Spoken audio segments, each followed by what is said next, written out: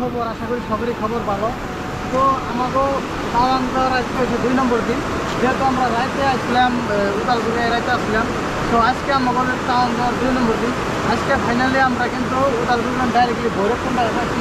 এই দেখুন ভৈরবকুণ্ডর পাহাড়, যারা যারা ভৈরবকুণ্ড আসেন তারা তারা তো চেনে নিন, কারণ আমরা গুয়াহাটি থেকে আসছিলাম আমরা R15 নিয়ে। তো আমরা আসছি তো আজকে আমরা কিন্তু ডাইরেক্টলি যাবো দিরাং।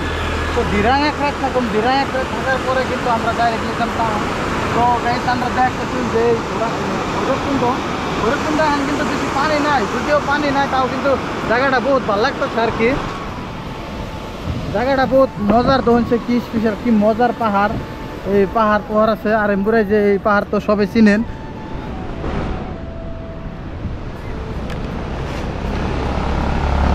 এই পাহাড় তো সবাই চিনেন, এটা ভৈরবকুণ্ডর পাহাড়। ভৈরবকুণ্ড মানে যেহেতু বহুত গরম, আর এই গরমের মধ্যে মানে পানিও নাইকা, আর প্রচুর গরম, আর এত রোদের মধ্যে রোদ দিকে বেশি মানুষ নাই, দু একজন হলেও আছে।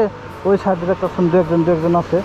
সো যারা যারা এখন পর্যন্ত ভৈরবকুণ্ড দেখেন নাই বা ভৈরবকুণ্ড জায়গাটা কীরকম, তো দেখুন এটাই হইলে মেন ভৈরবকুণ্ডের পয়েন্ট, আর এটাই হচ্ছে কিন্তু ভৈরবকুণ্ড।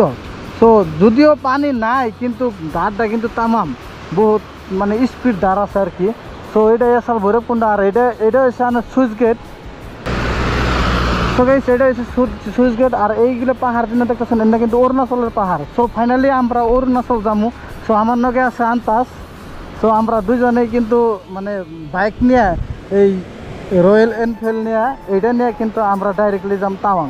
যেহেতু আমরা মানে R15 নিয়ে গুয়াহাটি তৈরি হয়েছিলাম, R15টা চালাইতে একটু অসুবিধা হয়, যার জন্য কিন্তু আমরা এই গাড়িটা নিয়ে গেতেছি। সো আমরা যদি ফুললি দেখুন তাহলে দেখাবেন যে তাওয়াংয়ের ফুল ভিউ অ্যান্ড তাওয়াংয়ে কী আছে সম্পূর্ণ কিন্তু আমরা দেখামু। তো ভৈরবকুণ্ডর জন্য যারা যারা দেখছিলেন না, তো দেখুন ভৈরবকুণ্ডর মেন ভিউ আর মেন পয়েন্ট এটাই।